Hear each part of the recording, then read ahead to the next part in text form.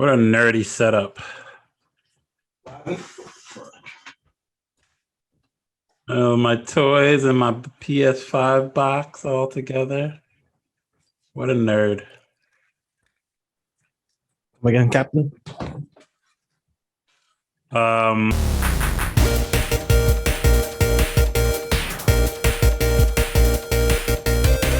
TV. I love Lucy on filter, stage.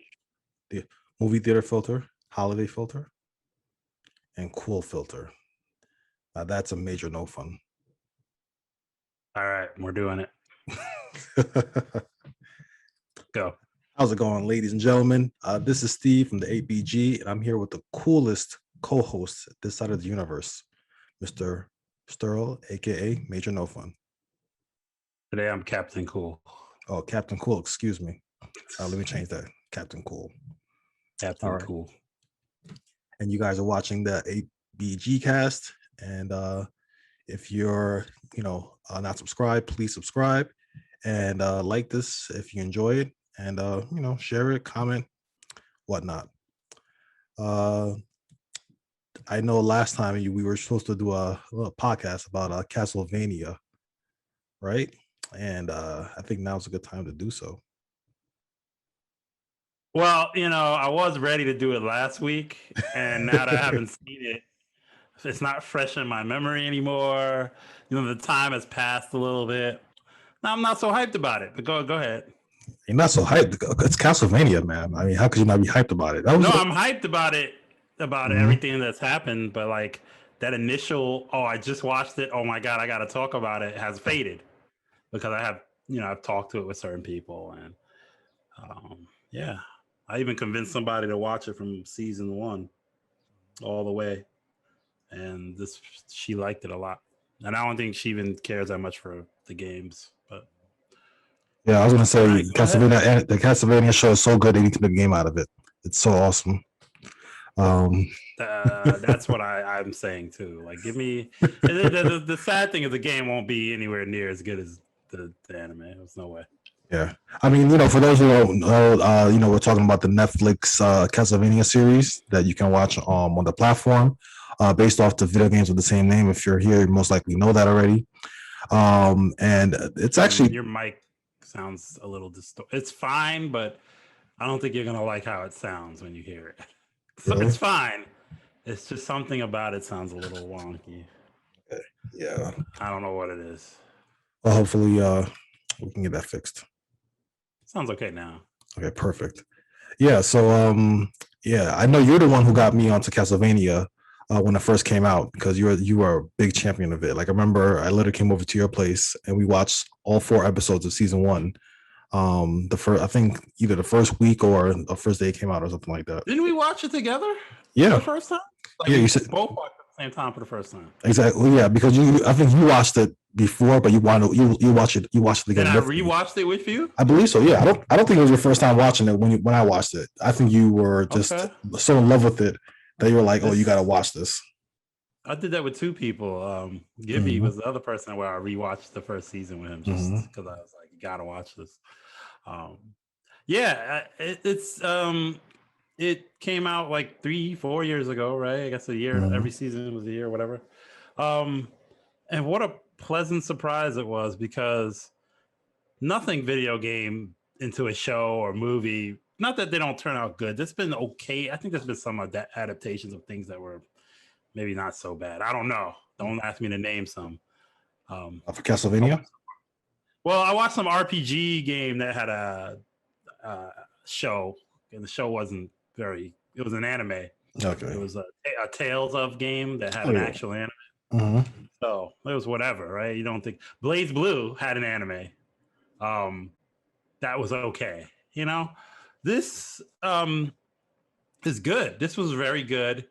It was good, and it was good in a way where you don't have to necessarily even like Castlevania, I think, in order to admit this is a pretty good show.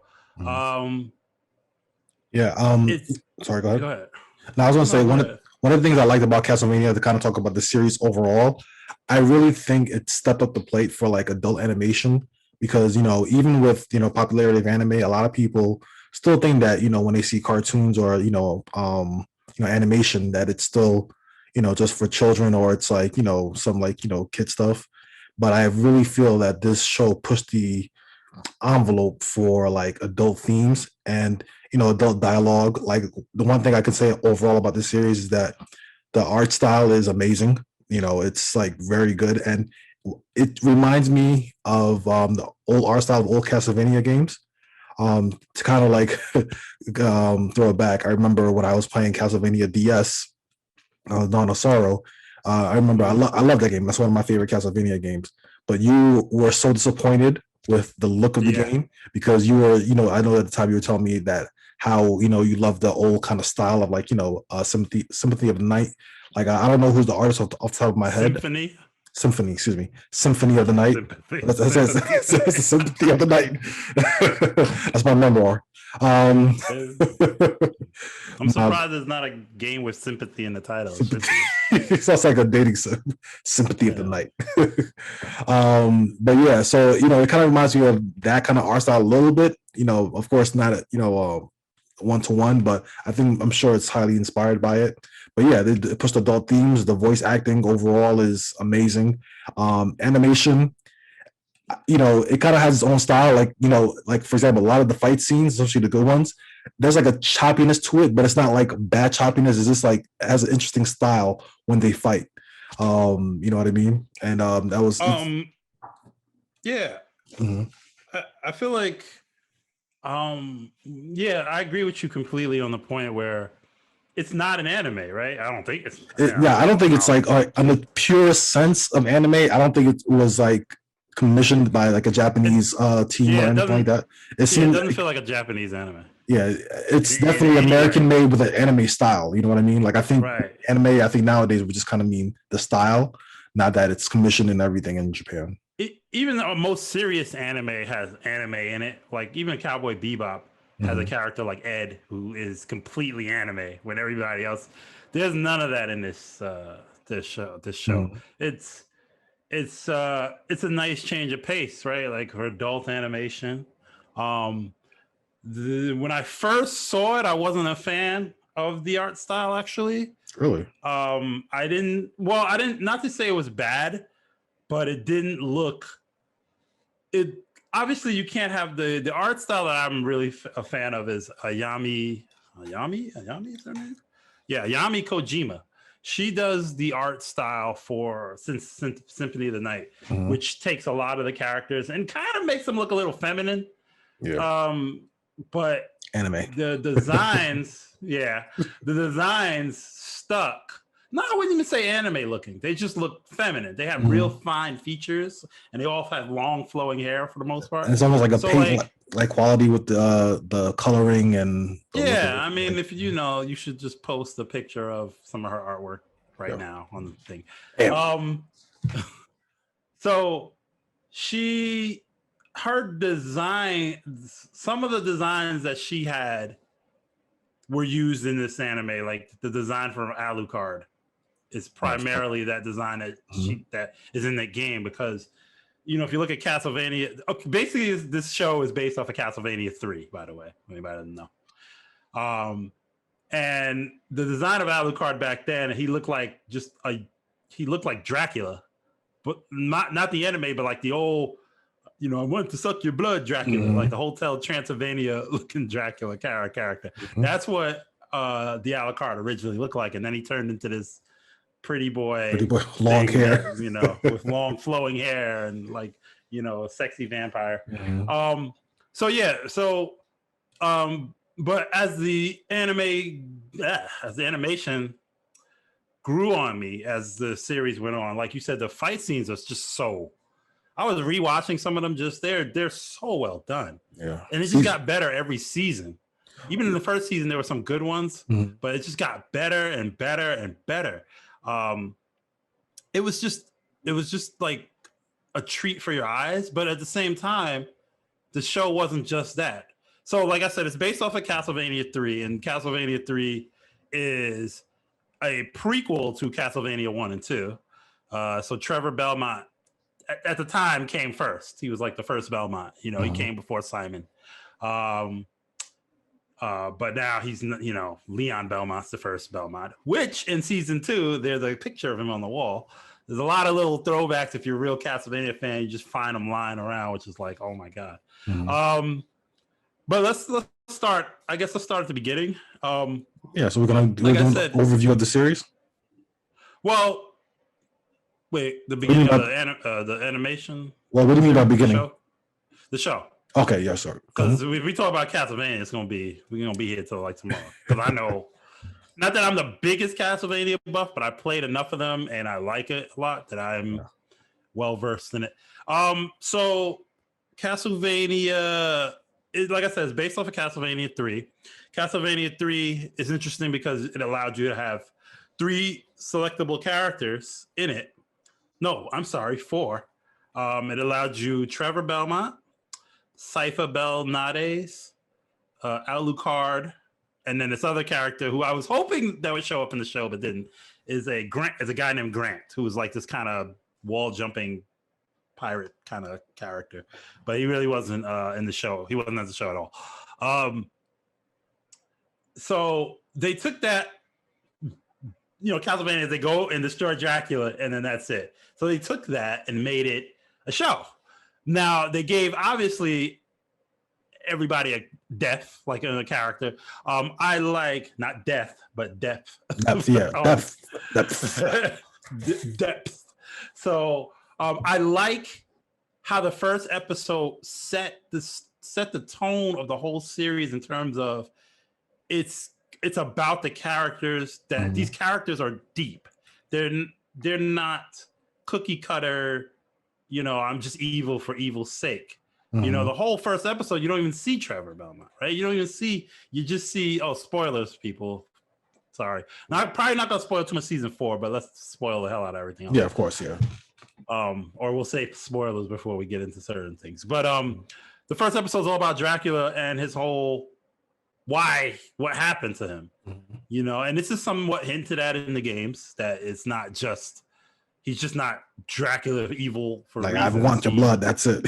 Yeah, he hates humanity because of what he did a lot of the bad things about humanity, sins, all in the name of the church, yada yada yada. So it was believable. I mean, he went batshit crazy, but it was believable. Like I'm on board now. You got me, and then it also sets the tone how gory it is. Oh yeah, the gore in this. We've been seeing a lot of.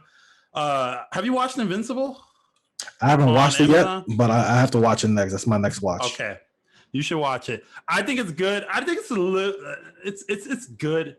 Might be a slight bit overrated. I think really, people are really going. I'm hearing Invincible. Sorry, not to go off tangent, but I'm hearing from people who normally don't even watch animated shows that it's like you have to watch it. Like my cousin too, he's like, you have to watch it, and he's not really into like anime like that, but he was just like gushing. He was just gushing like, bro, you gotta watch it. Invincible is another adult animated that's not an anime type of show that does, I think it does a good job at what it sets out to do. However, I noticed in Invincible that some of the animation, it seems really low budget at times. It's you'll know when you see it. Not bad at all though. It's still, I like what it does. It's kind of doing. Have you watched The Boys? Even I love The Boys. Woo. So it's similar in that retrospect, where it throws what you think about superheroes and flips it up a little bit. That's what it does. Both have their strengths. They're both on Amazon, which is kind of funny. Anyway, so go watch Invincible. Maybe we can talk about that too. Definitely. So back to Castlevania. Yeah, it's gory. Starts gory. Out as blood. It's funny too. I feel like it's more gory than some anime that's out there, because I feel like there's like, as gory as anime can be sometimes, I feel like the level of gore that's in Castlevania far surpasses it. Like some of the deaths I've seen, and even just for like normal characters, they really show like a lot of detail in a lot of the deaths or like dismemberments and things like that. And to speak of the animation too, you mentioned the choppiness, and at first I hated it. I thought that I was like, oh man, every scene should be a little bit more fluid. But as I watched it more, it didn't need to be. I felt like it. what I've liked it to be, of course, but I'm even not considering how hard that is, especially when you look at the fight scenes. Yeah. But even the level I've grown adapted to that style.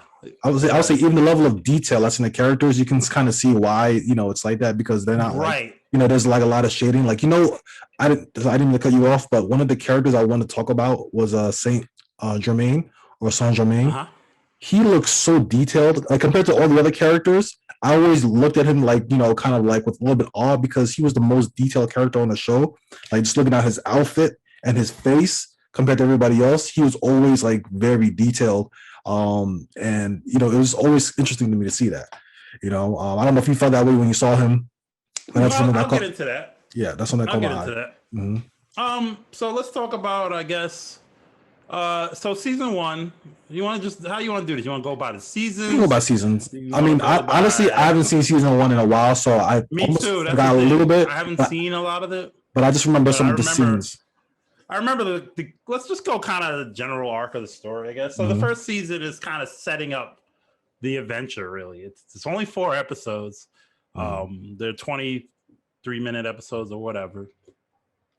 And the first episode is Dracula and how he goes crazy. I don't know if Alucard fights him in that first episode and then gets put back to sleep or something. I think isn't Alucard like in the 3rd or 4th episode? No, but they show it's like a flashback. A flashback, sorry, okay. They show how he ends up, something like that, whatever. I might be mixing it up. But anyway, episode 2 introduces you to Trevor, and he's kind of this like drunken, washed up, but he's a Belmont. He still knows things. He's getting in the bar fights, and kind of an interesting way to develop him. Like, show him, he's badass, kind of the minute you see him, but you at the same time, you understand like something's happened to him where he's at this state. I don't know if it's the Belmonts being outcast. They don't go too deep into it, but there's something about the Belmonts that people don't like, right from the opening scene. The 3rd episode goes into him kind of going into the town, and after Dracula's had all this crazy stuff happen, and he has to, I guess, rescue Cypher or something like that. Something like a stone statue. Doesn't he meet like her like I don't know, what's a clan? Like, isn't she part? He meets her clan, like and traveling bunch of priests or something like that. I don't remember.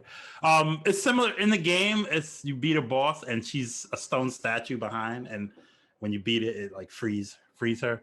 And then the 4th episode introduces you to Alucard. So each episode kind of has an introduction to the characters. It's the first season feels like a prelude to everything. It's like they didn't want to give all their budget to the show. They're like, okay, let's see what you can do and let's see how popular it can get. And at the end of the first season, it's not like, oh God, they fought Dracula at all. No, they're not even close. They didn't do any. They just this ragtag team that if you play the games, they're getting together. But it really does a good job of world building, and setting you up for what's to happen, which is what is going to happen. Castlevania, they're going to go in and fight Dracula. So, I was real hyped after the first season. It was short, and I think that's part of the appeal is, I think sometimes, especially with anime, it's sometimes too many episodes or something to get something going, so you get all these fillers. There's no type of filler here. I like how concise it is, because even though it's like, each season, it's like after that was normally like it's 10 episodes every season. 10 episodes now? Okay, so like 10 episodes every season, and I feel like that's a perfect amount. Actually, there's some anime that kind of straddles that, that line between like some go like 26 episodes, 26, stuff like that. But so I think it just set everything up, right? So I was hyped going into season 2. And season 2, I don't think took an entire year to come. I felt like it came a little bit faster. Maybe because they just had the green light to go and do it. So season 2 shows up, and season 2 hit an unusually level of, oh my God, this is hype. In terms of I don't remember, like I said, it's been a while since we watched all the episodes, but the main thing is we know we know that they go into the castle and fight Dracula, right?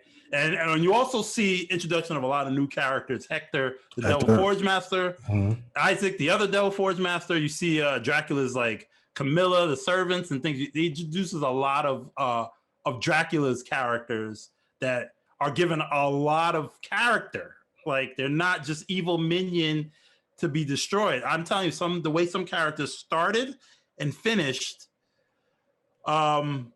surprised me. I did not think the way Isaac or Hector finished. You know, they set you up to have this kind of thing you think was going to happen between them, and then quite the opposite happened. But it didn't feel like it was cheap. It felt maybe not 100% completely earned or understood, because sometimes I don't think they gave that character maybe enough. I'm talking about Isaac, from his kind of transformation of being Dracula's #1 man to kind of now remind me if I'm wrong. Isaac was like a slave, right? And then Dracula freed him, and then he kind of saved his life or something like that. Saved his life, yeah. Something. I think he was like gonna, you know, and he was just loyal to Dracula his whole life. And then, you know, in later seasons, he kind of questions that, and then kind of understands that it's my life now. I've been given this life to do whatever I want, and now I can actually do. Which is like, the more I think about it, it makes sense actually. But Hector. Okay, so let me get into another thing about Hector and Isaac. The PS2 game Castlevania: Legacy of Darkness, I want to say it is. Stars Hector. Hector's the main character. Oh, okay. See that I didn't know that. I see a lot of the stuff that I missed out on because I didn't play a lot of earlier Castlevania games. I played mostly the ones kind of after Symphony of the Night and kind of like a lot of the portable ones. Because when I was thinking about Hector, I didn't know what his last name was, so I was thinking like, is this like, well, that does. I was gonna say Soma Cruz, but I'm like, that's in the future. So Hector. So the PS2 games were not the greatest. I played one of them, which was whatever's the first Castlevania is considered the first Castle.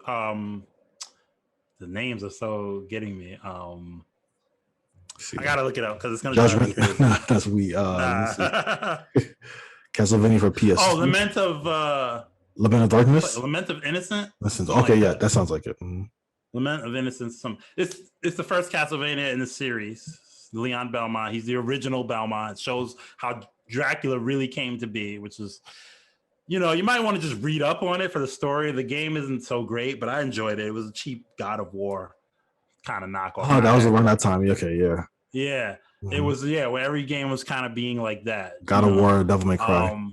Yeah, so not the best game, but I did play it and I actually enjoyed it because I just enjoyed anything Castlevania at the time. The second game for PS2 was The Legacy of Darkness or Curse of Darkness. And I played a demo of that and it turned me off completely. And I just felt like, for whatever reason, the main character ran so slow. Like, I just did not want to play it. However, it is set in that same timeline as this whole show. Hector is a Forge Master who was like betrayed by Dracula. And similar in the game to the anime, he has two Forge Masters. One's Isaac and one's Hector. In the game, you play as Hector to, you know, whatever. You have to fight Trevor Belmont. So it's all connected in that way. I guess that's why they took these characters. And in that game, especially if you play that game, a lot of people might be shocked because Isaac is completely the villain in that game. Like, he's the bad guy, you know, and he looks different too. He's like this crazy, skinny, white looking guy. He's not this black guy. So it's very different design. They didn't take the Kojima's designs on that. Hector's design is basically the same. So they introduced all these characters in season 2. But the big thing is it sets up, they fight Dracula. And that fight shockingly, and one of the best things is they played Castlevania music during that whole sequence. I don't remember. I know you told me that. I was trying to remember that. It's the only time in the whole series. They played Vampire Killer? No, I don't know if it's Vampire. I'm not sure exactly what song it was, but I know I was like, this is Castlevania music. I can't remember exactly, you know, because I haven't watched it since. But if you go back and watch it, it'll come on, and I'm sure you can find out what song they played if you Google it. But that was the first time I was like, holy shit. And it was cool because the whole time, a lot of people's complaints was, Castlevania is great, but there's no Castlevania music in it anywhere. And they saved it for this part. And it's the only time I think they ever use it. I was trying to listen to other seasons. I think is the only moment. And it's fitting. It's the moment. Why do you think they didn't use the music? Do you think that maybe they didn't want to make it too like anime like you know, like you just have like, or because I think they could have like done like a really what do you call it? There's so much good music, they could have done the whole thing. Yeah. Why? I don't know. It has to be a creative decision. Or you think licensing? Maybe the music is different license. It could be. It could be. I mean, maybe they only had the ability to use one. You know how sometimes the studios are so not attached to projects they release, like movies and stuff, like the Super Mario Brothers movie. Isn't something, you know what I mean? There's certain things that they're like, okay, we gave them the license, but they don't have the license to do everything. Exactly. It could be something like that. And maybe they had to go out of their way to get that one song in. Could be, yeah. Because at least like I don't expect them to be like, you know, like the 1-to-1, but like, you know, maybe redo it in a way that kind of fits the show, like in a dark tone where you hear like elements of it. I mean, even the song that was played, it wasn't an exact rendition. It was a version. It was just that you knew it was whatever vampire or bloody whatever song it might have been, one of those songs. You just knew it was there. So what I was shocked about was in the season, at the end of season 2, there were some loose ends, but they killed Dracula, right? Like, I was surprised about Dracula's dead. So I was kind of like, in my head, I was like, okay, I see all these other kind of stories. There's Isaac, there's all this, there's the vampire, other people are still around. But in my head, I'm like, I don't really know where the show goes without Dracula, because he was part of the appeal. Because he was a villain that had like lots of flaws. Like in his character, he had flaws, but that was part of his appeal. Plus, he was so powerful that it's almost, you know, I like that. And he was also like, you could relate to him in some way. Like for someone who's not human, he had a lot of like human elements to his character. Human quality, you know, yeah. Like, and he loved just he was angry. That's all it was. He didn't want to, it wasn't even just really world dominations for world domination's sake. He was just mad. He wanted people to pay. And he's gone. And so I was like, and I'll say, I guess this is part of maybe a weaker part of the seasons that came after is it was kind of like I didn't know where they were going and what was the point of everything after. Like, okay, I see now these other vampires are kind of, so let's move on to season 3. Right? Should be a little bit more reminiscent. But even some parts of season 3, I'm just like, what's going on? Do you remember season? Like, what was the thing about season 3?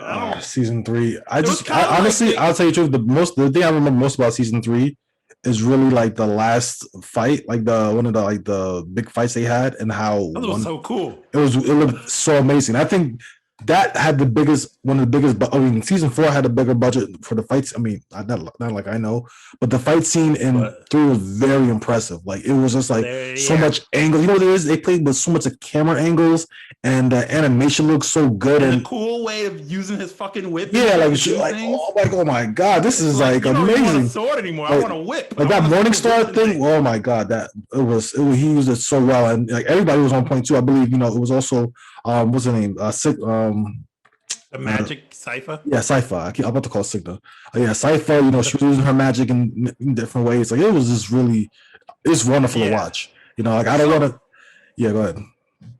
No. I was thinking like, and season 3 had a storyline about a village and something taking over the village and things like. But it was almost like in my head, I was like. Is that the one that's the one they introduced Saint Germain, right? Germain. And then he started talking about like he's looking for his loved one, and they kind of introduced the idea of the it's not the back from the dead. Yeah, it's not. What's the world called? It's not a parallel world, but it's called the other side. What is it called? Something dimension. Dimension. Yeah, that doesn't matter, but I know what you mean. Yeah, and I feel like so in my head I'm like, okay, maybe they're gonna revive Dracula, and then it's gonna be like because that's where my brain is gonna go. Like I'm like, because nothing in season 3 to me replaced Dracula in terms of feeling like a threat. It was almost kind of like this, they became the wild, wacky adventures of these two characters. Although Alucard's story was a little weird too, with the two brother. dude. I don't know if they're brother and sister or they're just from the same tribe. I think they were brother and sister. Oh, watch out for that. That was like. I felt like something was off with them, and it felt kind of forced a little bit, like like they were they was friending after that. Like I felt like they just forced something to have like a betrayal. Because to me, it just came out so abrupt. They didn't know what to do. I felt like they didn't know what to do with Alucard for season 3, so they just gave him that whole arc. Because that's all he did. He stayed in his castle with them, and then they eventually betrayed him, and he kills him. And then I thought he was going to go back to his, like, oh, I'm going to be sulky and stuff. But then he kind of warmed up pretty much in season 4. Like, it didn't take him too long to... Like, in season 4, he even mentions how much he's similar. Like, you know what, season 4, because I just watched it recently, what I liked about it was that... are you done with season 3? Yeah, let's move on, because, like... Yeah.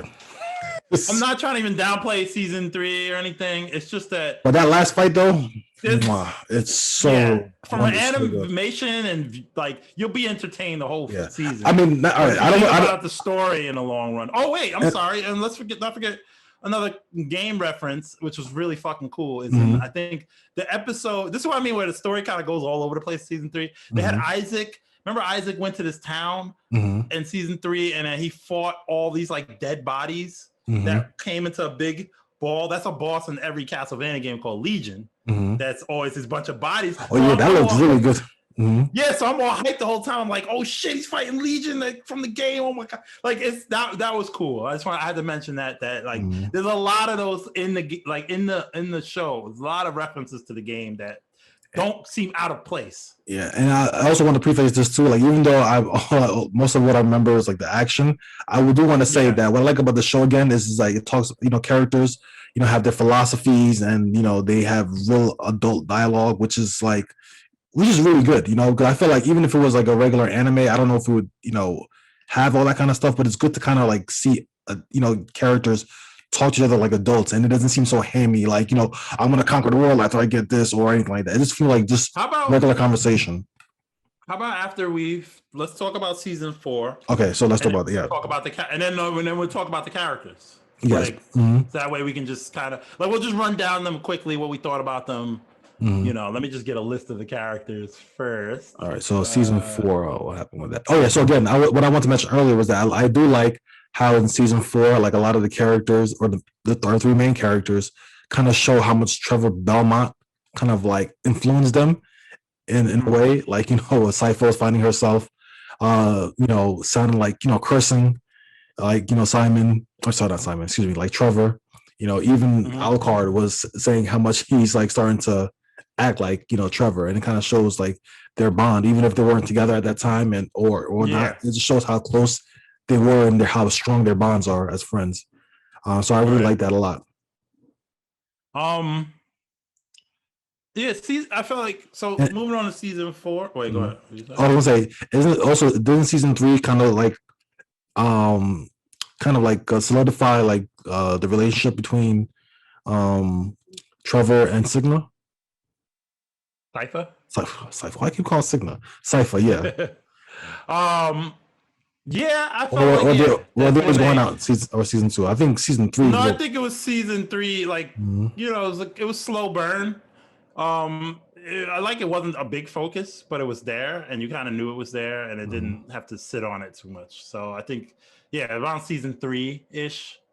So let's talk about season 4. So season 4, I ran through it, like in 2 days because it was that good. Sometimes I will let it sit and wait, but I was so into it that I was like, fuck this. I watched, it was just that good. I can tell because I remember you just told me like we gotta do a podcast on this. We gotta do it. We gotta do it, man. We gotta talk about it. I didn't even know. I my bad because I didn't even realize the season was released already. I was just like, oh, Castlevania released. And I'll tell you why. I'm gonna send you a picture on your phone. Maybe I can show it on the screen. Hold on. That sold me. Spoilers, by the way, for people that just sold me on this show in general. Just where is it? Oh, here it is. I saw this You'll recognize it immediately. Let's see. Oh shit! You gonna put it on the screen? I thought you were gonna send it to me. Yeah, I'll send it to you. Hold on, let me send it to you. Because I had to go back and have my friend. I said, "Can you please?" Because he was a nerdy enough to like take a screenshot of it. But I saw this and I said, "I don't care what this came from. This is amazing." So hold on, let me show it to you. And I think you should place it in the chat. I mean, in the podcast, just to show what we're feasting our eyes on. Just the beauty. It stuck out to me in that scene. I was just like, oh my God, look at this. It's oh my God. Season 4, everything was at level 10. There was beautiful fights every episode. There was story progression every episode. Character resolutions every episode. Twists and turns. It did everything. It was much better than season 3. Probably up there on par with season 2. I would have to go rewatch season 2, see how good it holds up. But season 4, like, it was just fantastic. And it did something that did you get the picture? The picture. I'm just trying to figure out what it was. You saw it? I'm seeing it. It's nothing's not ringing the bell. Wow. Did I send you the right picture? Yeah, you sent me the one with Belmont with Death. Do you see the artwork here? Oh, you mean like you mean the look of it? Yeah, it looks amazing. Like, but you mean wait. Is it referencing something else? Your mic is going crazy. Oh, sorry. Is it referencing something else? No. Oh, okay. There was a part in the episode he's running, like in the background at death like this, and I'm looking at it and I'm like, oh yeah, I remember that. Okay, yeah, it looks good. Yeah. I had to pause that just to look at that. I never felt like sometimes an anime or something where I want to pause and just marvel at what I'm looking at. That was it was a rare moment for me where I just said that shot it was so amazing. The music, everything for that shot was I just was floored. So like we said before, season 4 upped everything. Gave us a lot of the resolutions. The ending, yeah. So about that, number one, I don't like. I mean, okay, he has to be alive, but or maybe he doesn't because it already showed that. Spoilers. Signal. What's her name? Sypha. Excuse me. Sypha was pregnant, so technically he didn't need to be alive. But I think it only makes sense. I guess to pass down his skills to the next generation. But it did kind of cheapen out a bit because that final scene where he's fighting death was so amazing, and it just felt like there's so much stakes, and it felt like a finale. Like, okay, this is it. He's gone. He's done. You know what I mean? Yeah. I would say I didn't feel. I was actually referring to something else. I didn't feel that cheaped out by him not dying. Spoilers, guys. We already said spoiler territory. That Trevor does live after his confrontation with death. I was more surprised about Dracula's return with his wife. Oh yes. The ending. Yeah, because I was like, and I get it. Dracula always comes back, and Dracula is destined to be evil again at some point. And I'm thinking maybe his wife dies again, or she dies of old age. Maybe he loses his mind then. I don't know. Whatever it is. But I was kind of like, okay, I got like they gave him kind of a happy ending, which was unexpected and almost doesn't seem right. And it doesn't seem like it's the same show, like that. The fact that everybody kind of got a happy ending. Yeah, because I was expecting something else to happen. Like when I saw him with the other woman, I'm like, okay, what's going on? Are they gonna plan something? Are they gonna do something? And the fact that they slept together, and then I don't know if you noticed this, but when they slept together or lay down next to each other, they kind of made that shape of a heart. Yeah. I was like, okay, it's sweet, real but sweet. I was like, well, I don't know if I want to feel sweet. It was a little too sweet. Yeah. That's what I was like. I was kind of like, oh, this. I mean, like, yay. Everything kind of did finish a little too clean, I would think, for a show that had a lot of actions with consequences and things. So, for instance, we talk about season 4, we can talk about how each character's story ended up. But like you said, Trevor kind of redeemed himself in the family Belmont name. He fights monsters. He did everything. He defeated fucking death. Then, which I kind of like their explanation of death too, where death in this show wasn't necessarily just like what we would think of death, the Grim Reaper. He was kind of like just a vampire that's taken form after being alive for so long. And, you know, I kind of like that they gave him kind of a tangible explanation, even though he's still kind of death. I guess, I mean, they did a lot for the show. Like they explained like a lot of stuff that, like, you know, for example, like, you know, the idea of like, remember that I think in the same season, Trevor received the weapon with the four blades, and then you know they're referencing the cross. So they're like, well, what if it's a Hindu vampire? Is he still going to be affected by the cross? Like, no, you know, vampires are actually spooked out by like the shapes, eyesight, right? Yeah, you know, but I use them, and I was like, okay, I was like, that's interesting, okay, because it makes sense because it's like. Yeah, and this is I wanted to point out one of the weaker, because we've been talking all the positives, and this is mostly positive things. You can't really think of too many negative things. The one thing that I will say I think was a little too in the show was I at no point ever thought that Trevor or Cypher would lose a fight. Like they were so good. It's part of the cool action scenes. Cypher could use her magic in ways. Every season she was just getting cooler ways, and maybe she was just leveling up the whole time, but she was just doing newer shit and like really holding her own. Where in my head, I'm supposed to believe that these two people are still human because they're fighting alongside with Alucard and doing shit like they're basically his level of taking down fucking bad guys. But when you see regular humans and shit, they're just getting fucking mopped and eradicated. So I get it. He's a bounty hunter. You know, he's good at his job, and she's a mage. But it seems so kind of far-fetched that they are in such a level compared to normal humans. So I just never every time they fought, I was like, oh, they gonna fuck shit up. That's all but it was never like, I never, felt, there was one fight where Trevor kind of got beat up a little bad, a little bit. But at the end of the day, the partner got your back or whatever reason so that was the thing. Like, for instance, I'll give you a hint. Not a hint, I'll give you an example. In beginning of season 4, they get caught in a trap in a barn or something like that, right? They get caught in a trap. And then these other guys come in to help them, these other 3 fighters too. So I'm like, okay, and these other guys, for the most part, except for one of them, they all get eradicated. Like they get killed. And I'm like, damn, but still at no point did I ever feel like, not that they were going to kill our main characters. We know that, but there was never a sense of like kind of fear.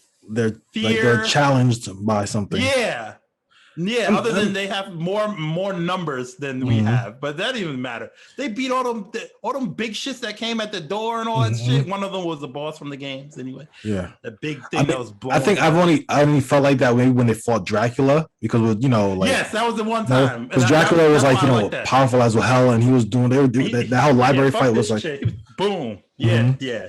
But I mean, I think even though I was not, like you said, I agree with you, because there's never a point where I'm like, oh my god, they're gonna lose this fight, because they were always like doing some crazy stuff. Like even the mage, she was like jumping on ice, and then all of a sudden she does fire, then she does thunder. I didn't know like she could fly. I think did they ever address this in the show? I don't recall her like learning this stuff on the show. It just seemed like she's she kind of always was a mage, but like the level of what she was a mage from like the first season to the last season is very different. I feel like it's not earned, because let's say you watch a show like Dragon Ball Z, before they go to the next level, they get beat up a lot, or they get angry or something, kind of flares up their anger, or they figure something out, out, and they're able to reach the next level, whether it's Super Saiyan or a super move or whatever like that.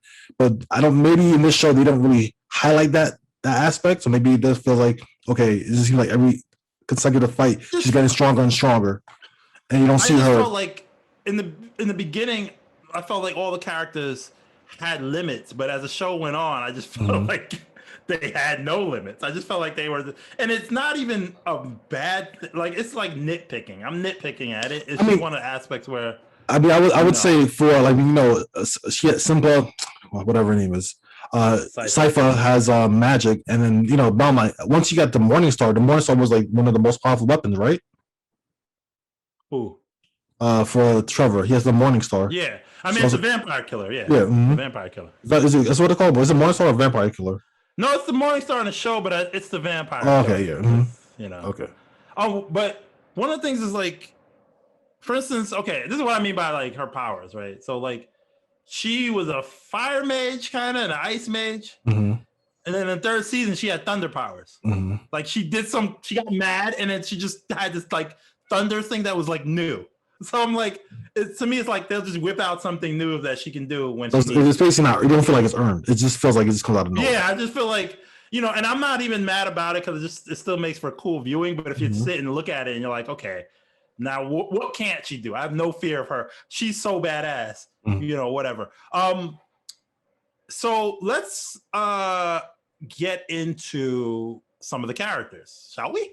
Yeah, let's start off with our main guy, Trevor. Trevor Belmont. Watching the last season, like, and you reminded me of the first season, kind of like you guys said in the beginning, it does remind me how much he's grown, because to see him as like that drunken guy who's always like picking up, petty fights and kind of just very, nonchalant about a lot of things. He became so much more, as time went on. And, it's actually interesting to see that transformation over the season. Let's talk about the three heroes. I think all together, because part of what makes them cool is their relationship with each other too.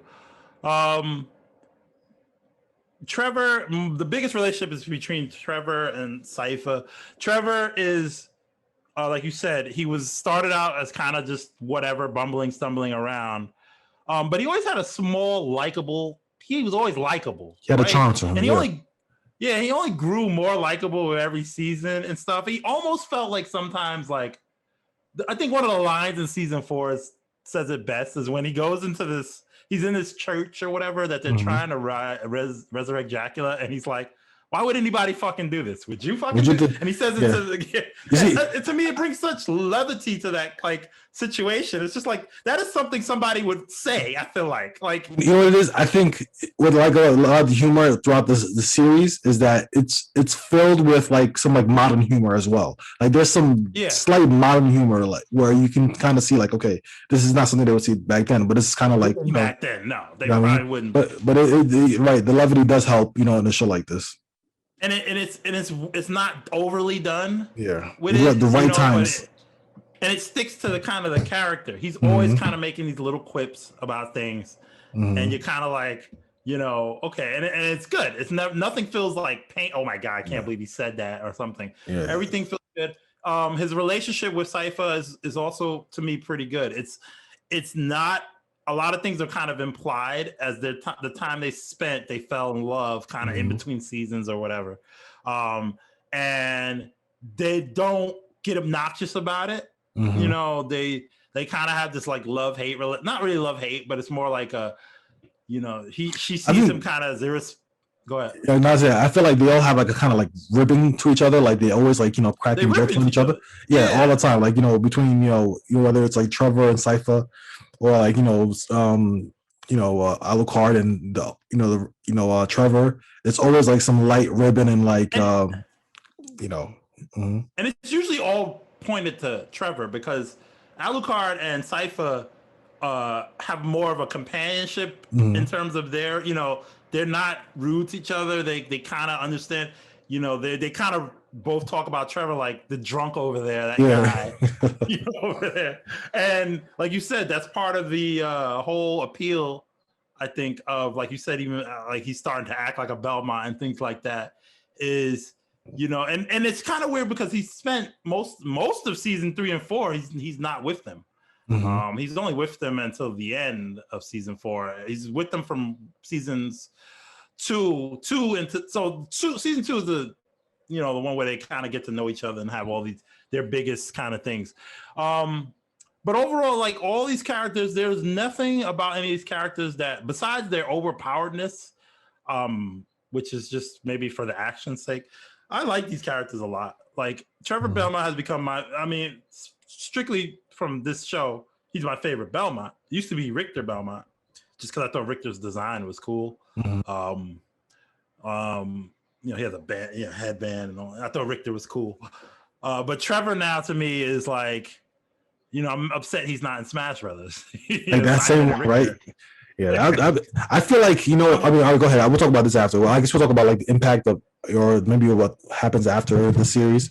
We'll talk about that after. Yeah. But even like, I'd say, so let's move down the character list. We can, Dracula. Let's talk about. Okay, let's talk about Dracula. Dracula. We did talk a lot about him at first, but he's a great antagonist, right? You can't even say just like villain. You have to use the word antagonist. Because he doesn't seem one note, right? Like, and his love for the woman was very believable. Because now I'm starting to remember now, she was like a woman who started studying science, and they were like, "Women can't study science. What is this? Or magic? I don't remember what it was. It was a witch. Yeah, and he defended her. Yeah, and her death at the hands of the church in the beginning is what sets off everything. And Dracula kind of goes crazy, but it's an understandable crazy if you had all the power to do stuff. There's a lot of people out here that would do some shit like that if they could. So he's literally it, his plan's a little kind of crazy. And I think even some of his like cohorts in season 2 are like, why don't we just destroy them all now? And he's kind of like, no, we're gonna, I'm gonna 1 year. Like he said 1 year, right? I will give you 1 year, and then I'm taking everything. And then I think some characters even say like, why are you waiting a whole year? You could just, and then a lot of times even after his death, a lot of people are like, Dracula was foolish. Dracula was this because he could have, yada yada yada. But he's immortal, so 1 year is probably like not a long time for him anyway. Right, I know, but like, why even wait the year? I guess he had to build the army, but I almost feel like you don't need it. You see how much work one vampire can do, and he already has a bunch of vampires. There's obviously logistics to it, like because a lot of people apparently can do a lot of damage if if they're not done right. Dracula overall was a great character. He wasn't around that long, unfortunately. He got most of his shine in the first episode and then some parts of season 2. And then he dies, and then you don't see him. But I don't know. What did you think about Dracula? I thought he was great. Like again, he had depth to his character. That you can tell, you can feel the love he had for blanking on the name, but his the woman that he loved, Lisa. Yes, thank you. So that was really good, and again, it kind of set up the first episode really set up the whole premise of the whole series and the kind of the feel that you're going to expect from the show. So I like the Resident Villain. I like that he was there very sparingly. He didn't overstay his welcome. They just showed him just enough to understand his motivations, but not enough to kind of just keep it there as just like villain at the main baddie. You know what I mean? Like he was just there enough to make a difference, and also you feel his presence. Right. Let's move on to the other characters. These other characters aren't what? I was gonna say there's a couple of vampires. There's a lot of different characters. I guess we can kind of pull them together. There's a lot. Yeah, I was gonna pull. Let's talk about the vampirist ladies. Yeah, it was we have Carmilla, Striga, Lenore, and I don't remember the other one that was with Striga. I mean, who's the big one? The main one was Camilla. I don't. I was gonna say the one that Isaac ends up fighting at the end, and she's the one that had the whole plan of everything. These are, I guess, not these are. I don't know. Like these characters were. I think some of them had good storylines, and others maybe not so much. Like I think Camilla was kind of. I thought she was gonna end up being a bigger bad. But then she was just randomly kind of like Isaac just went and killed her for whatever reason. Like he just decided to do that. I was kind of ready for her to be the next thing. The way they was kind of pumping up her plan. You know what I like? I played The Witcher, and there are vampires in The Witcher, and what they do in this show is they treat vampires kind of like how they do in The Witcher, and it's a great idea, I think, where vampires are people like us that feed on human blood. So similar to the way we feed on chickens and things, they do things like, even in The Witcher, there's whole books you can read about it, how they keep humans like in a pen, you know, like keep humans to have them breed, but you don't be too mean to them. You gotta, because the blood won't be right and things like that. And I like that depiction of vampires, that they don't just randomly find, they're society kind of creatures, that they're just above us in the food chain. Like if there's really a creature above us, they would be vampires, and this is what they do. It's like your culture. I kind of like how I like how they treat that in the show, that they're hunters of us. They're above us in the food chain. Humans are still very potent, but they are above us. And if they wanted to, you know, it wasn't just wiping out all the humans. It was, her plan was building things, keeping them as so you can feed on them and you know, subjugate them. Yeah, very good word. So so they had, you know, and she had this kind of plan. She was a woman, and they kind of made that a thing where men took things from her, and now she wants to take things from everybody. It was kind of like whatever. She almost turned out to be villain of the week kind of thing. Like she wasn't that compelling. I think the other characters were the other three vampire sisters, except for one of them, the other two were much more compelling. The fighter one that had the day big armor. I'm like, damn, that looks like some DLC out by. That looked dope. I was like, oh, that was cool. It was only shown on the in season 4, right? I don't think she had it before, right? They didn't show that. Yeah, because when I saw it in the season 4 one, when she came out with it and she was like mowing down everybody, I was like, again, another fight scene, but it just looks so good. And that armor, I'm like, man, I would love to see that armor. And one of the cool things about, I guess, the way they build the world is it wasn't like, oh my God, look at this day armor. How's Trevor and the gang gonna beat this? You know, that's not the show. Like, it wasn't how's Trevor gonna beat Isaac and how's Trevor gonna, you know, each part had its own story to tell that brought a cohesive world, which is why they're gonna do spin-offs of this. Because now they have a lot of material. Well, I hope any can you confirm? You said that they said this is the last season, right? This is the last season for Castlevania. They said they are working on spin-offs in the same universe.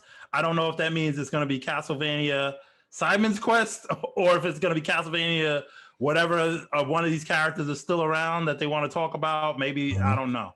But they said they are going to do spin-offs. I would prefer they just tackle a whole nother Castlevania saga. Like, I definitely see that. Symphony of the Night saga, something like that. I would prefer that. But I can imagine that. You know, we'll see. So Lenore was the one that Hector kind of fell in love with. The one that they made. That was a slow story, but it wasn't bad. It was good. Like, it was an interesting to see. Not every vampire is a fighting, crazy, killing creature. They all have their different roles. And I kind of like her existential crisis she started to have when she figured, like, even if their plan came to fruition, there's no negotiating that would need to be done if she took over everything. It would just be, and so she felt like she was kind of, you know, becoming useless. Also, I kind of like that her that she started to care about Hector. Oh yeah, I like that. In ways, you know, real. And I kind of liked his whole, even though, you know, he had his whole thing to get out the whole time because he was being held captive. He cared about her too in a weird way, you know, because he, you know, even though he kept her trapped and stuff. So she had this whole death at the end where she wanted to see the sunlight and things like that or whatever, and then she died, which was a little weird to me. You know, it's like they just want to be like, okay, how can we get rid of her? Like, what can we do quickly, easily? Yeah. Oh, the sun's coming up. Let me just see what the sun you guys were raving about and die. I'm like, she knew she was gonna die from it, and I was like, is it that bad? Did you like? I never got the point like. Do you not, you know? She seemed like she was calm when she was like trapped. She seemed like she was just, you know. But that's the other thing. Isaac was probably not gonna let her just go. Yeah, so it was either stay prison or it was either be a prisoner or die. So she chose death. Okay, so you know, even thinking about it, it makes a little bit more sense now. So that was her. Striga was a cool vampire, and they're fighting vampire and the other vampire with her. They had that big fight scene. They tried to give them kind of a story. They just decided to leave Camilla alone and go on their own way. Okay, yeah, they were whatever. I liked them. It's just that they didn't really have enough for them to do. Really, they just gave her a really fucking cool fight scene. What about Isaac? Let's talk Hector and Isaac. So the two Devil Forge masters, they became workers under Dracula in season 2 for whatever. Well, they were always workers of Dracula, but season 2 is when they were introduced. Hector was kind of on the path of looking like the good guy, and Isaac was looking like the crazy loyal, villain of some sort. And they both, through their own different ways, kind of end up meeting in the middle. Isaac, what do you think about Isaac? Isaac, from what I remember, he was always like, he didn't I don't think he got as much development, but he always had a, interesting, I guess, like philosophy. Like, for example, in season 4, one of the things I remember the most is the conversation he had with one of the night creatures, where he was telling him, like, asked him if eat I think was it either a cherry or a grape, and the night creature said, "That's not my nature. I only eat meat." And he says, "Well, it wouldn't hurt you to try it." And there's a whole conversation that kind of went there, and I think talking to that night creature not only kind of made him realize maybe second think his doing, but it was just a great conversation to hear. I can't repeat it verbatim, but I just love like kind of hearing that adult conversation about like they're sharing their philosophies about their own natures and what's natural to them, what you can do, should you go against what you normally would do naturally. There's so many like ways you can look at it, and it was just nice to kind of just watch that scene and kind of like soak that interaction up. And that's his arc in a nutshell. Basically, Isaac's arc was, and it was framed to be that way. When he was framed to be this badass, because he was badass, he was always able to win himself in a fight, but he also had this whole army he built. And you're thinking like he's maybe the next Dracula in training, whatever villain, right? He's the next big villain. And you don't really understand what he's doing in season 3. He's kind of going to this town. He took over this tower for whatever reason. And then season 4, he kind of comes back and kills Carmilla. And you're kind of like, well, but that conversation you said is part of really what it is, where it's actually taking time to look at yourself is what he did, and realize that you do not have to be what you think you should be or what everybody thinks you're supposed to be, kind of thing. Like the monster is supposed to be a monster that eats this and can't enjoy anything else. All I know is killing. That's what the monster basically said. And then the monster ate a berry and said, "Oh my God, the memories. I remember this from being alive," right? Or something like that. And then he said, "Would you like to have another?" And the monster was like, "Yeah." And right there, and at that point, you kind of realize about him, and this is also what he basically says to Hector, is that you do not have to be, you're not like limited to your fate, right? Whatever I'm supposed to fight Dracula or whatever. Like that is, all the shit that Dracula did for him, almost made it seem like he'd be really up for Dracula's revival, which was kind of the point of season 4. They were trying to revive Dracula. And when you realize that he said Dracula's dead and I don't have to revive him, I can live my own life, whatever. It doesn't mean he's a good guy, but it definitely paints him as deeper than just being a loyal servant. Like sometimes those are like the worst kind of villains are the loyal that don't even question what they do. And so I like that he questioned it, and shockingly it awoke Hector a little bit to, he's like, "Oh, I'm gonna die. Isaac's gonna come kill me. I can't do anything." And then Isaac was like, "Nah, I'm not gonna kill you, brother. I don't, just go do you. That's what I'm giving you. That's the gift I'm giving you. You can do whatever you want." And to me, that was like, oh shit. And he really didn't even know what to do. He stayed there. He kept that girl prisoner until she wanted to kill himself. But for me, he's actually one of the better characters in the show in terms of actually. The only thing I don't like is that after he did all that, there was no sign of him. He never appeared again after that whole fight. So I never really got to see this other Isaac that he was talking about. I didn't know what he was going to do. He took over the castle, and that was the end of his story. Maybe that's what the spinoff might be. Maybe something further dealing with him. Saint Germain. Yeah, I thought kind of like he reminded me a little bit of Trevor in a way because he brought a lot of levity to the show, in terms of his character, how he's always he's very jester, and I'm this jester, exactly. I'm at your service, and he's very a different one for every person. Exactly. I love that one. That was amazing, and I found him kind of the most interesting because I think he really drove. I think what was it last season in terms of the story. And he was very important to a lot of things, much more important than I would have ever thought from season 3. Because I was like, oh yeah, I remember this. When he showed up in season 4, I was like, oh yeah, I kind of remember him from the previous season.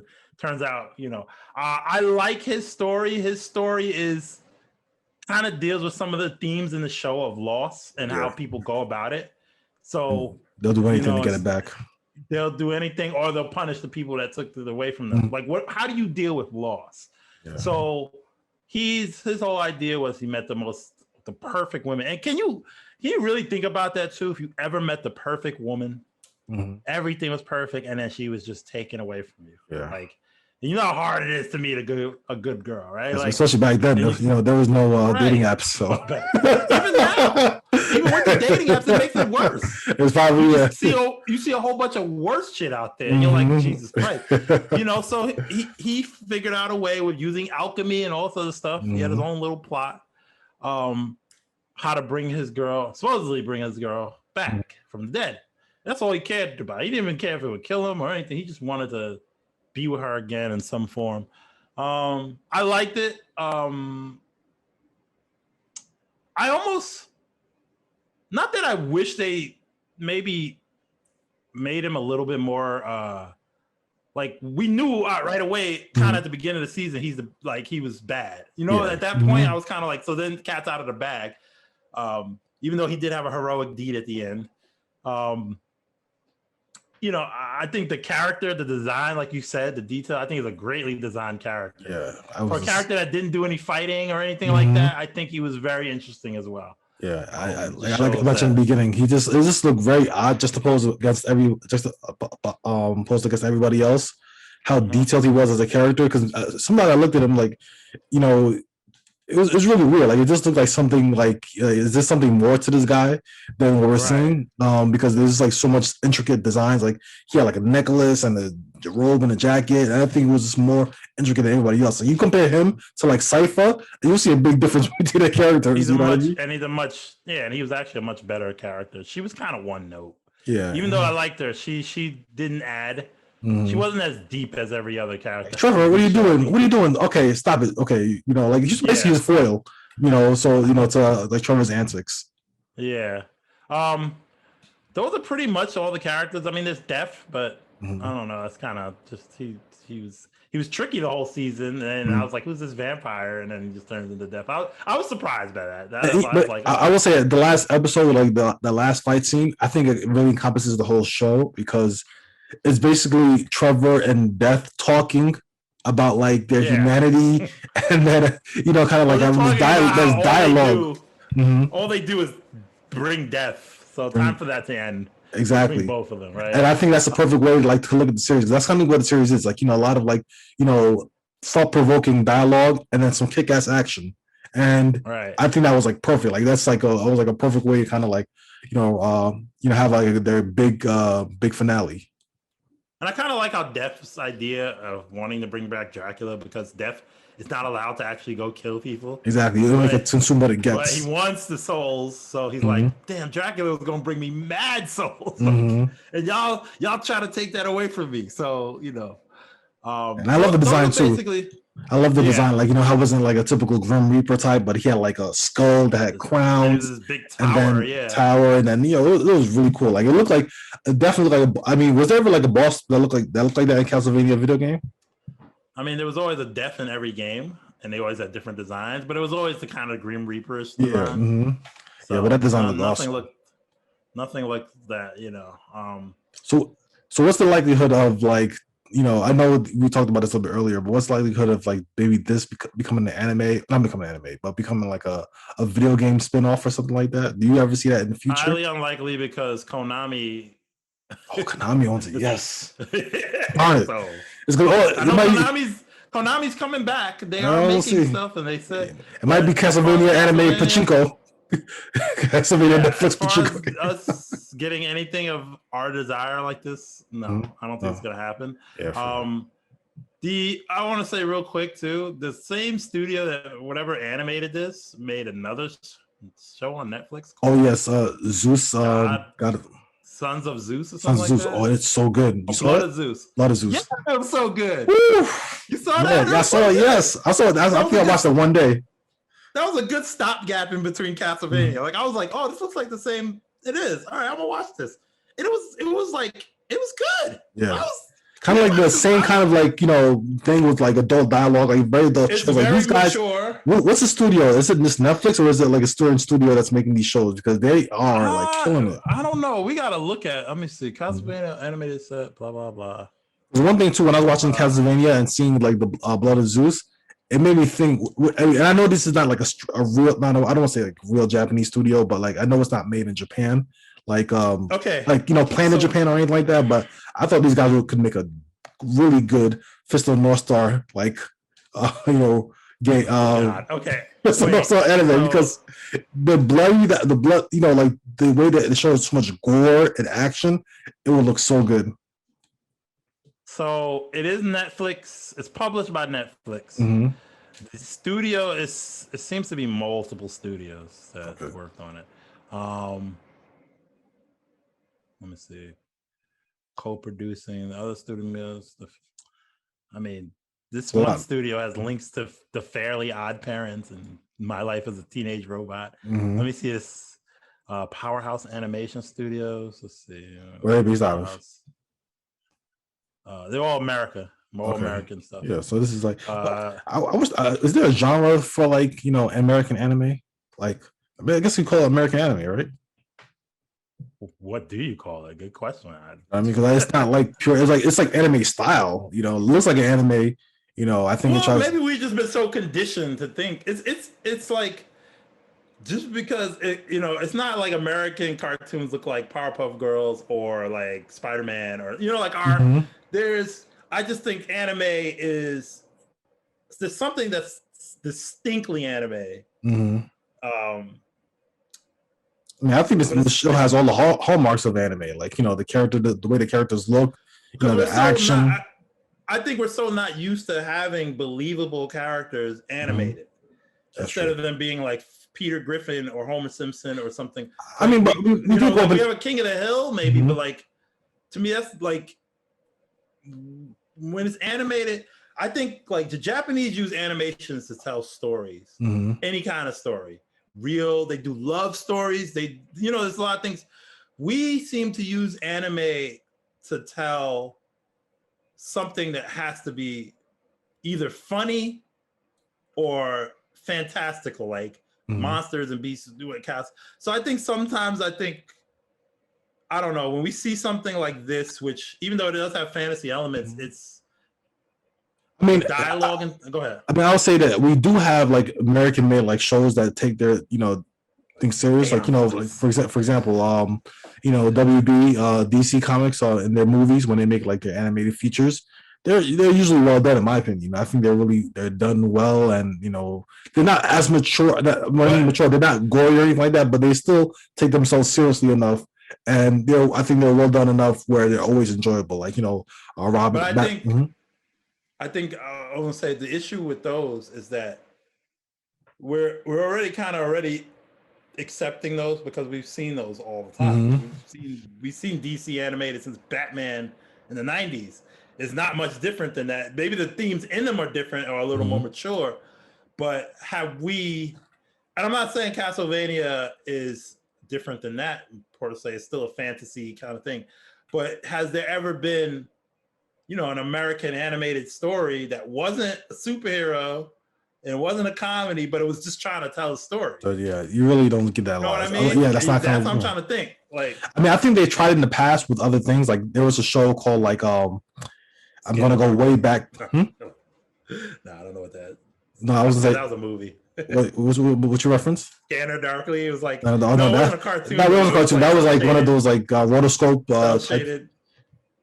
It was rotoscope, wasn't it? Wasn't it like Keanu Reeves in it, and they would just draw over their bodies? Yeah, that's rotoscope. I don't remember, but yeah, it was that. Yeah. But yeah, there was a show on the WB long time ago, over 20 years ago. I think like Area 51 or like Invasion America, something like that, where they tried to do like a adult anime. It's not anime, but adult cartoon that dealt with like themes, you know, the extraterrestrial things. That was really popular in the late 90s. But I didn't think it didn't do well enough, and I think they ended up like showing it on Kids WB edited, because when they showed like the original version, they had like, you know, damn and hell and all that kind of stuff. So I guess when it didn't do good on the, you know, prime time, they're like, okay, we're going to dump it to, like, as a kids show for the next couple of episodes and then just edit it out. So I know we got a few minutes till the game starts, but I want to say something that the reason. We know the reason, and as I talk to more and more people, I'm not that I'm shocked, but it is America way. It's the American way. Americans, for the most part, do not like things animated. They think it's children's stuff.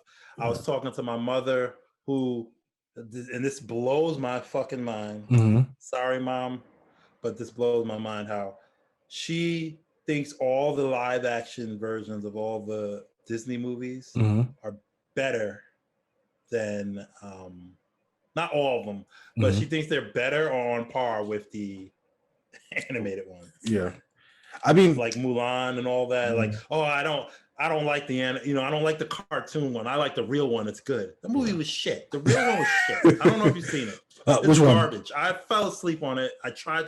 Huh? I mean, which one? Mulan. Oh, I didn't see Mulan. No. Actually, no. Sorry, I did see it. No, I did see it. It was just like the fact that you don't even remember seeing the actual. I did see. Because I remember specifically saying that the little girl in the beginning was more interesting to watch than Mulan. I'm like, they should have had a Mulan kid show with her instead of this actress, because she was like, she showed no emotion, and it was just like, was she forced to do this? I don't know. It was just so bad. Yeah. And the whole thing, but like even the Lion King, Aladdin, they're all. I mean, I see that because, you know, they kind of go back to what you would say, similar to your mother. My dad's the same way. You know, my dad's the type of person where if he sees something animated, it's cartoons. Like even 3D, like it's cartoons, or even sci-fi. If it's like science fiction, you know, like, you know, Star Wars, he's gonna like look at it and be like, I don't. This is crazy, and then not look at it exactly. Therefore, I can't enjoy it. But I think, you know, what's great is that as we're getting older, like a lot of people who are like kind of like our ages are kind of like getting to this industry and kind of like creating things that, you know, kind of pushing the envelope and kind of showing the world like, hey, you know, this stuff can be animated, but still be mature, still be cool, and still be respected. And I like that they're doing that, because it gives other opportunities for other studios and shows to kind of showcase things in a different way. So like, take a risk and start, you know, and not do things cookie cutter. Like, you know, you look at the CW, every time they have a show, it's a show, but it's really a drama, you know, like a teen drama show, kind of like in the wrappings of like either superhero show or like, or, you know, different superhero shows, where, you know, on Netflix, they have a freedom to do more things that they otherwise couldn't do. And I love that. I love that opportunity to kind of see like different type of shows. Like we're looking at, you know, The Boys, you know, Invincible. You know, these are shows that, you know, you don't even know. Like, go ahead. No, I was gonna say, I guess you got to thank streaming services for this, because if these weren't around, you know, no studio channel is gonna greenlit a Castlevania, or they're gonna be heavily neutered. You know, to the point where it's not. I don't think it could be as enjoyable. Like I think, you know, as crazy as it sounds, I think sometimes seeing gore or seeing certain things is kind of good for what you're watching. Like it really, you know, it's good to kind of see that. Yeah, like, it makes you say, okay, it's a cartoon, but shit. Yeah, it makes it feel real. Like, okay, this is like serious stuff happening. It's not just like, oh, I saw this person got killed off screen or whatever like that. Like, not to go off on too much of a tangent because I know we're trying to wrap up soon, but like RoboCop, RoboCop is one of my favorite movies of all time. And I love that movie.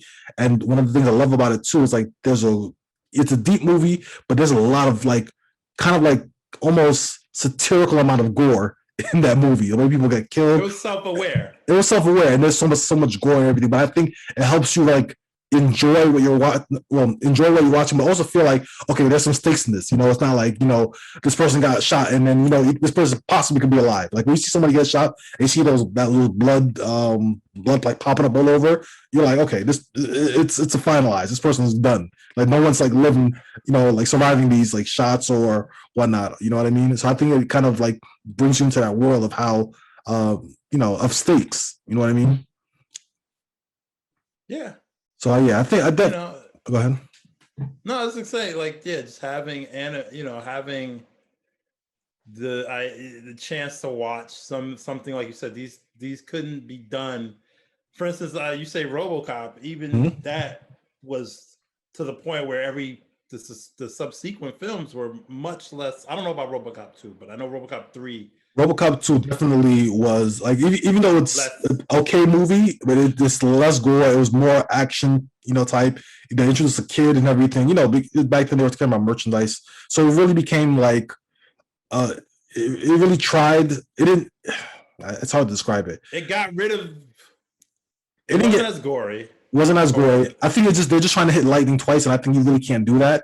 Even though it was still an okay movie to watch, but I think as someone who really loves the first one, I think the first one stands on its own.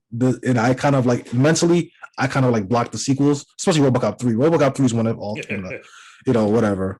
But even the reboot too. Oh, the reboot was terrible. Like I had some elements, but that's the thing too. It was PG-13, and I think sometimes it loses that kind of like. Why did they do that? Yeah, and I think make it PG-13. Well, number one, to have more people to watch it, and then also probably sell it overseas. Which is not.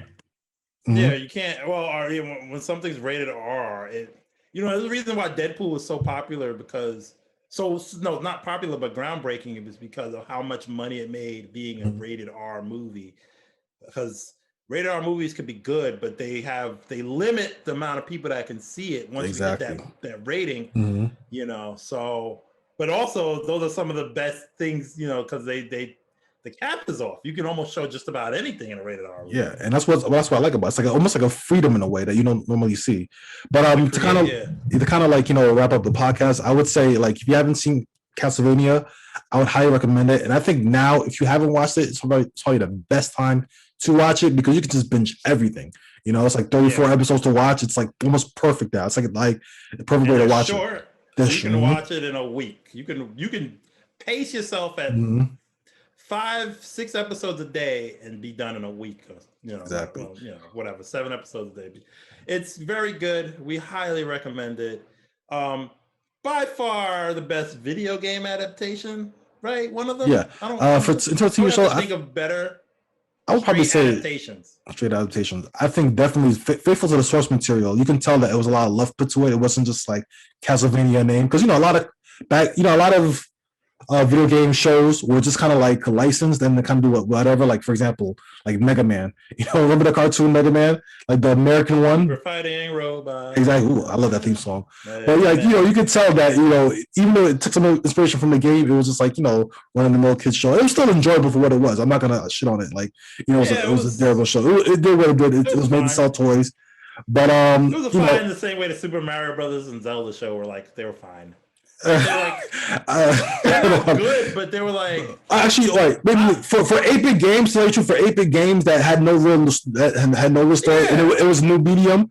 Mario Brothers cartoons and Zelda cartoons could have been a lot worse. Like I think they tried to keep the element of the story there. Sound effects, yeah, that's true. The basic characters, they gave them some crazy personalities. Excuse me, princess. Whatever. Excuse me, princess. This is probably far the best take of an 8-bit franchise, you could say, or whatever. Well, a very classic franchise into the modern day, and it's very surprising with no errors, no flaws really. didn't overstay its welcome. It knew exactly what, told it. And I think one of the big things why I said it was so amazing is because a lot of shows, especially in this day and age, it stuck the landing. That's what it is. So many shows do not stick their landing. The last season's usually like, oh my God, I could write it better, or why did this not happen? What were you thinking? And this did it. This like, I was so satisfied at the end, where I can, like, a lot of times I'll tell someone, watch Game of Thrones, but it gets bad towards the end, or watch this, but it gets bad towards the end.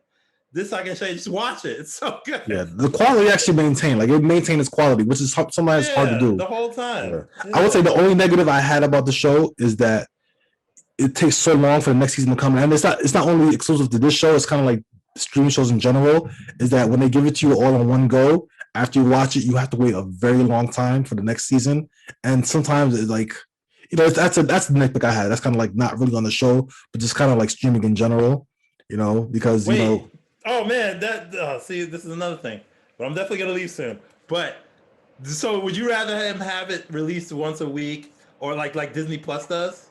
I think that's probably a better method, because I feel like sometimes like there's so much, like, I feel like there's nothing wrong with binging, but I feel like sometimes having a slow churn and let you watch the next week is good. Like, for example, Disney Plus shows, I think they really benefit from having that once a week type of schedule. Did we talk about Falcon and the Winter Soldier? We didn't, but I've seen all of it. So whenever you're ready, let's do it. All right, because I don't think I liked it that much. You didn't like that much? I have different opinions. I liked it. I liked it up until the end. Really? Wow. I get it. I know. I just want to say real quick. When he got into the streets and started saying, this makes me laugh thinking about it. When the politician, he was talking to the politicians, he was like, you got to do better. Dying. Like, that's your solution. Senator, you need to do better.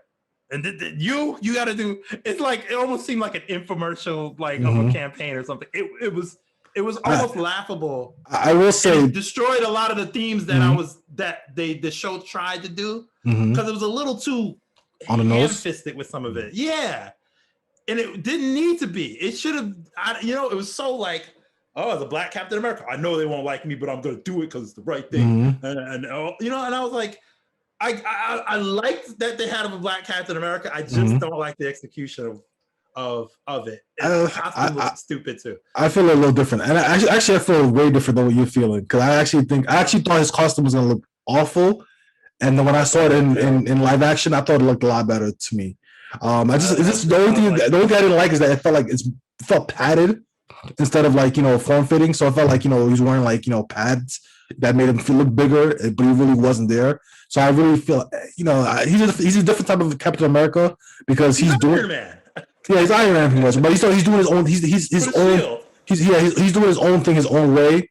Unlike Steve, who was like juiced up and like ready to I don't mind the idea of him, and even like that's just a visual. I like it. I just think something about like there was some things that I was way more interested in like the older Black hero, that like his storyline. I would say let's save that for the other podcast, because we're about to run late. About to be 7:30.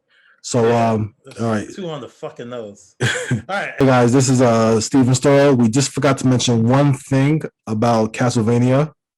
The voice acting. We forgot about it. Yes. It's fantastic. 10 out of 10. The voice acting is so well done. It's so good and believable. Yeah. I knew one person that didn't like the accent of the girl of Cypher. Other than that, everybody said everything else was was fantastic. I mean, her accent character, whatever, Armitage, whatever, he's fantastic. The Trevor voice actor is phenomenal.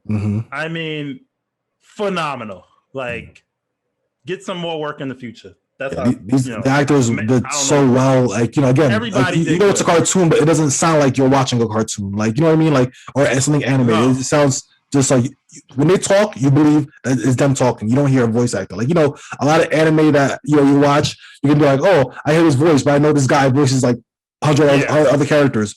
When I listen to these voices in Castlevania, I never once think, oh, I've heard this line before, or I'm not thinking of the voice actor. I'm thinking of the character that I'm watching. And no one's here to get a paycheck. Everybody looks like they are really into this shit. Exactly. I mean, the it just screams, sounds so good. The talks, the conversations, the quiet moments, the timing of it all. Yeah. Like whoever cut it up and put it in, everything is just great. Yeah. Oh, however, I will say that in season 4, and I don't know if this is COVID related, but there's some mixing issues where some voices don't sound as loud as they should be. I can't exactly pin it out, but I definitely was very aware of it. I think I only saw COVID related. Yeah, I think there was only one time I heard something like that where I heard the sound was off. I can't remember it, but because I was watching kind of like on my not iPad, but like my right. I just felt like some people were harder to hear for no reason at times. Yeah, like, I would say I'll talk about the COVID. But yeah, let's talk about the COVID. What was that? What was that girl's the person who had the issue? What was the issue the person had with the girl's accent? I don't know if she was. She just said that she didn't like that she had a Spanish accent or from Spain or whatever. Belnades or I don't know. Yeah, I guess. All right. I don't know why this person had an issue with it. Was it not good? Because I know people who like speak the language. A lot of times they can pick up on how bad accents are. Like one of my friends, he was telling me when Luke Cage came on, like how a lot of Jamaican accents were really terrible. And I'm thinking, like, I'm listening to it, even though I'm from the Caribbean and I've been around Caribbean people my whole life. I'm listening to it like, oh, okay, it sounds okay. And she's like, oh no, it sounds so awful. You can tell it's fake. So like maybe she has a sharp ear for that, and it just sounds very phony to her. Well, this girl's white as day, so I don't know. Does she have any Spanish heritage, or she speaks any other language? No. Oh, okay, so maybe she was just bothered by it. Yeah. All right, whatever. Wait, when you talk about other people's accents, like, is it like I'm not Caribbean, right? Mm-hmm. So I don't know, and I know you're not. I know you're Haitian, but so like a character like DJ in Street Fighter, is that a bad Jamaican accent? I'm not Jamaican, so I can't tell you. So I don't know if it's a bad Jamaican accent. You know what I mean? Because I couldn't tell you, but it sounds terrible to me. I always thought it was. I mean, I have to listen to this verse again. I can't tell you, but I when I saw Luke Cage, and I saw like Bushmaster, who I thought was hilarious. Like I was like oh okay. He was Jamaican. He had he was speaking patois. So the actor played Bush. Some of the characters sound kind of funny when they speak Jamaican, but I thought Bushmaster sounded okay. I'm like, okay, this sounds like legit. So I have a friend, she's Jamaican. I said, what do you do with Bushmaster? And then she's like, it's awful. Like, it is so terrible. It's like the worst Jamaican like accents. And I know, like I've seen that movie. What's that movie called? Cool Runnings, where everyone had a fake accent. Malik Yoba, everybody else, and even though I love the movie, their accents sound like very phony. You know what I mean? But I guess for the untrained ear, you couldn't tell. Wait. Before we end this, quick side topic. You finished Luke Cage season 2? Because I still have it. Yeah, I finished it. I actually thought it was going to be interesting ending, but unfortunately, it got canceled before. It was so I couldn't get through it. To this day, I watched everything except for Iron Fist season 2, but I watched all the other Netflix stuff, and I was like, the first season of Luke Cage was so interesting, and the second season was so not. Yeah, I mean, from what I remember of season 2, I did enjoy. I think I enjoyed it more than other people did. I thought, like, again, I thought the ending showed Luke Cage owning the club. Oh, I'm gonna spoil for you, but Luke Cage. Like, I don't fucking care. I'm probably not gonna watch it. Yeah, well, Luke Cage. I thought there was an interesting take on it, and I wanted to see where it would go. Honestly, I do like Mike Coulter as Luke Cage. I like him too. I thought like he was a little bit too soft. I wish he had a little bit more. Maybe is he wooden? He's not wooden. I feel like I see what they were trying to go for, because they know Luke Cage is like a pretty much very stereotypical black exploitation in the comic books in the early one, where he's like, come on, Joff, turkey, or like, you sweet turkey mama, blah blah blah. Like he's always saying like these, like these catchphrases that you would normally see in like black exploitation movies in the 70s. So they tried to like modern him up and make him more of like he's more intellectual in a way, because you read books and he's very like aware of his society, and I like that. But I wish he had more of an edge where he was just like, I don't know, like there's something like I wish there was more physicality to his performance, and I wish, it sounds kind of weird to say this, but I wish he was a little bit bigger. You know what I mean? Like I felt like, Mike Colter was a little bit too normal looking. I thought he was pretty brolic looking. He was pretty bald, but I felt maybe I feel like if they just maybe trained a little bit more, like 6 more months, and he got a little bit more jacked, I think it'd be cool. I liked this character, but I think I wish he had more edge on him, like more oomph, especially when he's fighting the villains. All right, yeah, let's get out of this. We gotta go. But thank you guys so much for watching this episode of the ABGCast. What do you guys think of Castlevania if you watched it? Let us know that down below in the comments. And if you haven't watched it, go ahead and watch it and come back here and let us know in the comments what you think of the show. This is someone not to like it either. Yeah, if you don't like it too, let us know. I would love to. That one person. Yeah, if someone says they don't like it in the comments, put it down below. Let's talk about it. Let's dialogue. But this is Steve from the ABG with my co-host Sterling, and we're out, guys. ABG out. All right, I'm gonna go watch this game.